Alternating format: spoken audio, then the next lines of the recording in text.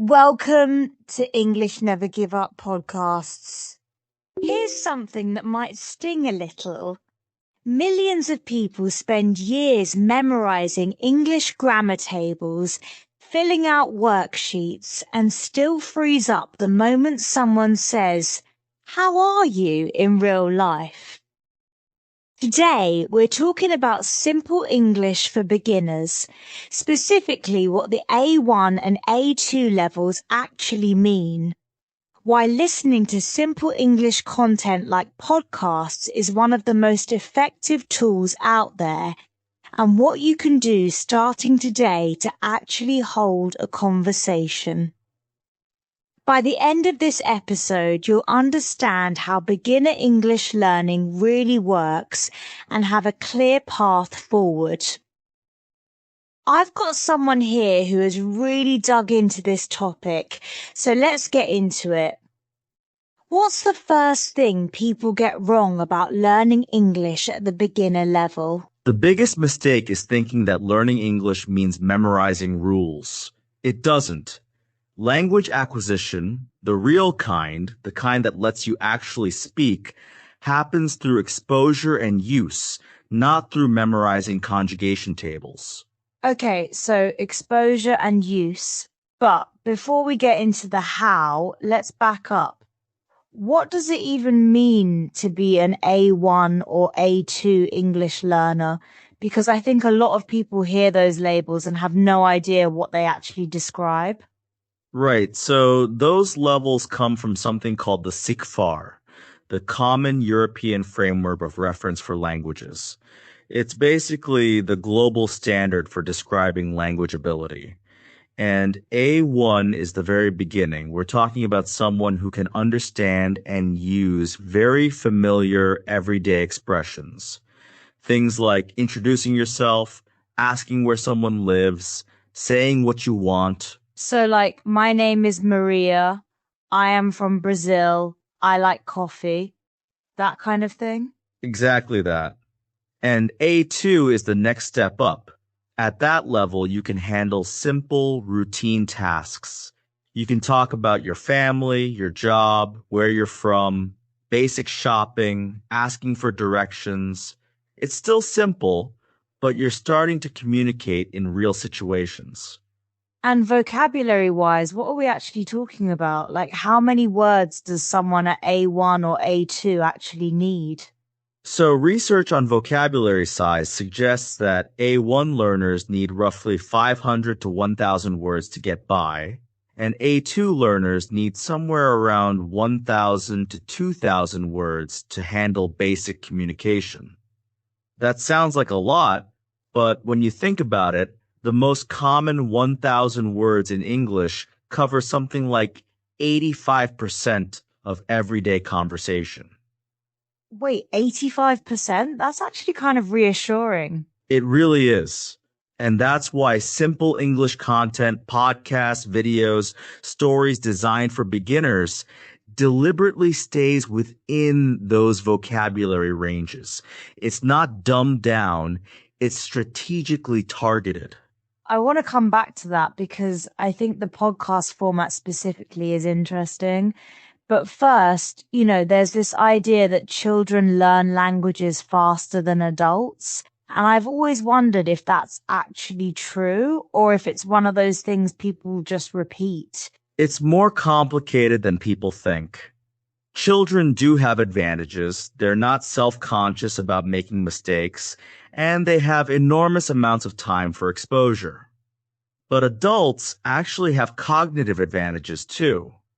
Pattern recognition, the ability to consciously notice grammar structures, these things can make certain aspects of language learning faster for adults, even if pronunciation is harder to perfect. So adults aren't at a total disadvantage. They just need the right approach. Exactly.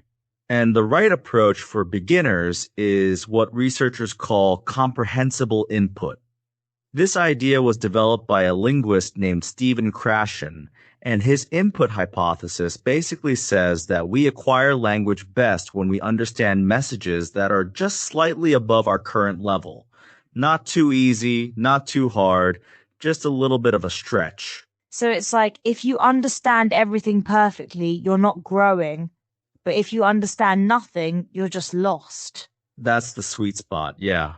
And Simple English podcasts are designed to hit exactly that zone for A1 and A2 learners. They use slower speech, shorter sentences, common vocabulary, and they often repeat key phrases. All of that is intentional. You know, this actually reminds me of something. Think about Sesame Street. That show has been teaching language to kids for decades. And the whole formula is repetition, simple vocabulary, and context. Like, they don't explain what a word means. They just show it being used over and over in different situations. And that's exactly the principle. Context is everything. When you hear a word used in a real sentence, in a real situation, your brain stores it differently than when you read it in a vocabulary list. It becomes connected to meaning, not just to a definition. So for someone at A1 or A2, listening to a simple English podcast is doing something that a grammar textbook just can't do. Right.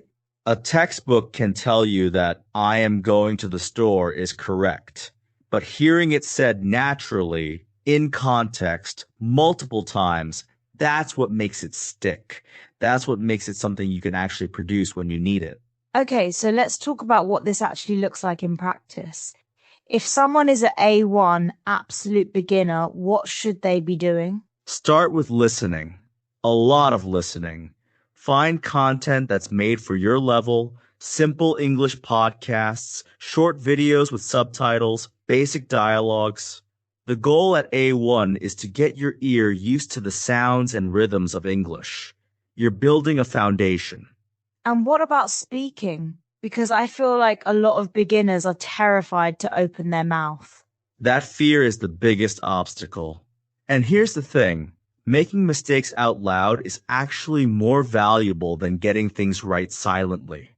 When you speak, even imperfectly, you're forcing your brain to build real communication pathways. You're not just recognizing language, you're producing it. Those are two very different skills. So the imperfect attempt is the point. The imperfect attempt is the point. Every mistake is information. It tells you where the gap is. And when you correct a mistake you actually made in a real conversation, you remember the correction much better than if you just read a rule in a book. That's a really different way to think about it. Most people treat mistakes as failures. You're saying they're basically data. Exactly. Language learning is iterative.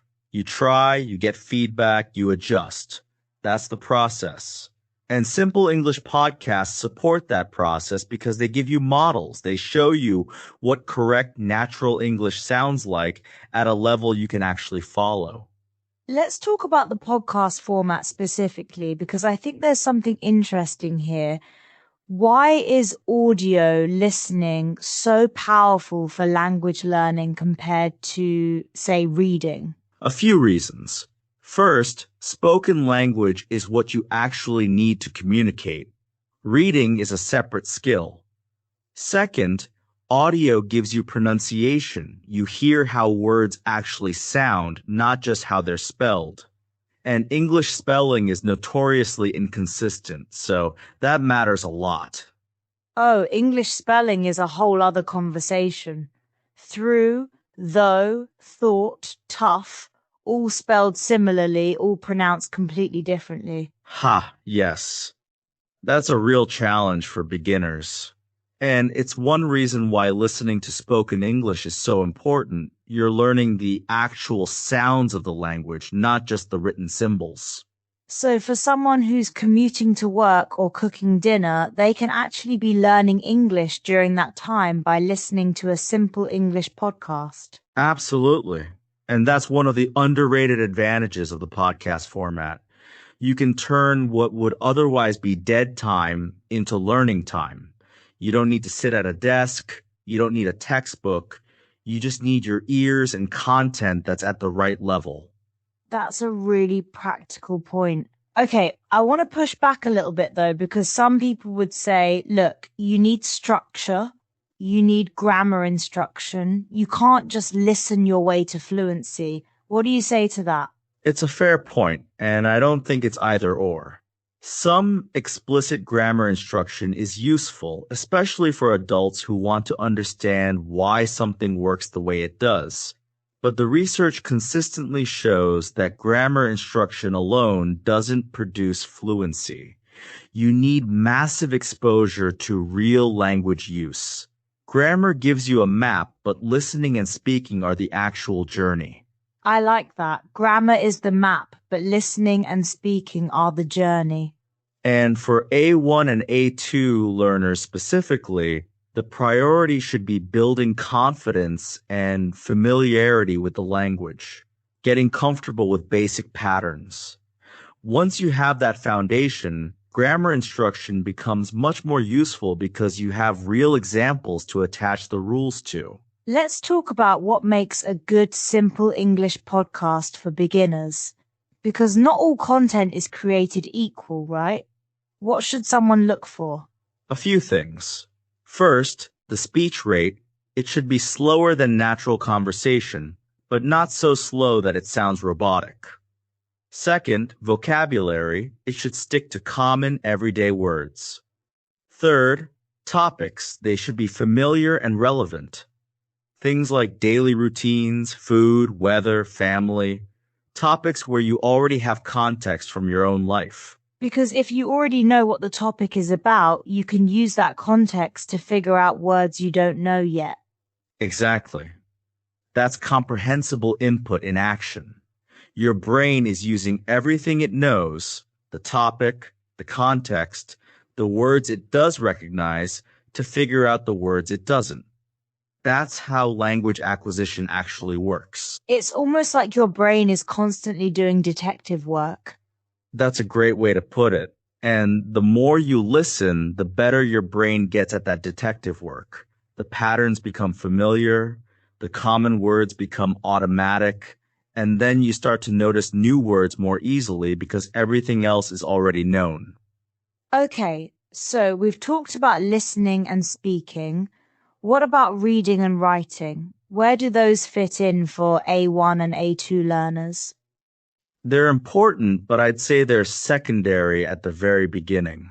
For A1, the priority is getting comfortable with spoken English, the sounds, the rhythms, the basic phrases. Reading can support that, especially if you're reading transcripts of things you've already listened to. That combination, listen first, then read, is really powerful. Oh, that's interesting. So you listen to a podcast episode and then you read the transcript. You're reinforcing the same content through two different channels. Right. And you're connecting the written form to the spoken form, which helps with that spelling pronunciation gap we talked about. You hear through and then you see it written and your brain starts to make that connection. What about writing? Is that something beginners should be doing? Simple writing, yes. Even just writing a few sentences a day about what you did, what you ate, what you're thinking about. It forces you to produce language, which is different from just recognizing it. And it's low stakes. You're not in a conversation where you have to respond quickly. You have time to think. So it's like a practice space. You can make mistakes without the pressure of someone waiting for your answer. Exactly. And over time, those written sentences become more natural. The patterns you've been hearing in podcasts start showing up in your writing. It all connects. I want to ask about something that I think a lot of beginners struggle with, which is motivation. Learning a language is a long process. How do you stay motivated when progress feels slow? This is huge. And I think the key is measuring progress differently. Instead of asking, am I fluent yet? Which is the wrong question at A1 or A2, ask, can I do something today that I couldn't do a month ago? Can you understand a sentence you couldn't before? Can you say something you couldn't say before? Those small wins are real progress. So it's about zooming in on the small victories instead of always looking at the big goal. And also making the learning enjoyable. If you're listening to podcasts about topics you actually find interesting, you're going to listen more. And more listening means more acquisition. It's a virtuous cycle. That makes a lot of sense. Okay, let's talk about something practical. If someone is listening to this right now and they're at A1 or A2, what's the one thing they should do today? Find a simple English podcast episode, something designed for beginners, and listen to it twice. First time, just listen. Don't worry about understanding everything. Second time, try to catch the words and phrases you missed the first time. Then, say 3 sentences out loud in English about what you heard. That's it. That's a complete learning session. Listen twice, speak 3 sentences. That's actually very doable. And if you do that consistently, even just a few times a week, you will make real progress. The research on language acquisition is clear. Consistent exposure over time is what builds proficiency. Not cramming, not marathon study sessions. Consistency. Consistency over intensity. I feel like that applies to a lot of things, but especially language learning. Absolutely. Your brain needs time to consolidate what it's learned. Sleep actually plays a role in language memory. The brain processes and stores new language during sleep. So a little bit every day, followed by rest, is genuinely more effective than a 6-hour study session once a week. Wait, sleep helps with language learning? That's wild. It does. Memory consolidation happens during sleep, and language memory is no different. So when you learn new vocabulary or hear new phrases, sleeping on it literally helps lock it in. Okay, so the ideal routine for a beginner is listen to simple English content regularly, try to speak even imperfectly, do a little bit of writing, and get enough sleep. That's actually a pretty manageable list. And don't underestimate the power of repetition. Hearing the same phrases in different contexts over and over, that's how they become automatic. That's how you stop translating in your head and start thinking in English. Thinking in English, that's kind of the dream, right? When does that start to happen? It starts happening with the most common phrases first. Things like, I want, I need, can you help me? These become automatic pretty quickly with enough exposure. And once a few phrases are automatic, others follow. It's like the first domino. I love that image, the first domino. Okay, I want to ask one more thing before we wrap up. Is there a type of learner who this approach, simple English podcasts, comprehensible input, works best for? Or is it universal? It's pretty universal, but it works especially well for people who are motivated by real communication, people who want to actually talk to people, watch movies, travel, do business in English. If your goal is a grammar test, maybe you need a different approach. But if your goal is to actually use the language, comprehensible input is the most direct path. And I think that's most people, right? Most people learning English want to use it in the real world. Most people, yes. And the good news is that the tools are more accessible than ever. Simple English podcasts, YouTube channels designed for beginners, language exchange apps where you can practice with native speakers. All of this is free or very low cost. The barrier to entry has never been lower. So when you step back from everything we've covered today, here's what really stands out to me. We started with this idea that people spend years on grammar rules and still can't have a basic conversation. And what we've unpacked is why that happens, and more importantly, what actually works instead. Right. And it comes down to 3 things. Know your level. A1 and A2 are real defined stages with specific vocabulary targets, and knowing where you are helps you find the right content. Use comprehensible input, listen to English that's just slightly above your current level consistently over time, and speak imperfectly, because the attempt is the point, not the perfection. Those three things, know your level, use comprehensible input, speak imperfectly, are genuinely actionable. You can start all three of them today.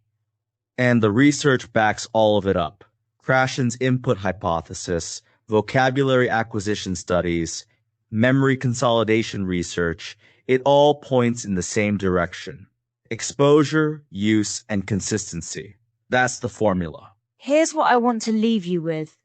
Remember those people at the beginning, the ones who spent years on grammar and still froze up when someone said, "How are you?" The difference between them and someone who actually learns to communicate isn't talent or time, it's method. And now you know the method. And the method is simpler than most people think. Find content at your level, listen a lot, speak even when it's imperfect. Repeat. That's it.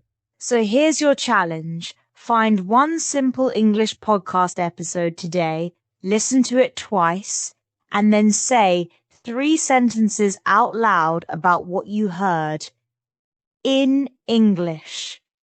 Even if they're wrong, especially if they're wrong, because that's where the learning actually happens. Thanks for listening to English Never Give Up podcasts.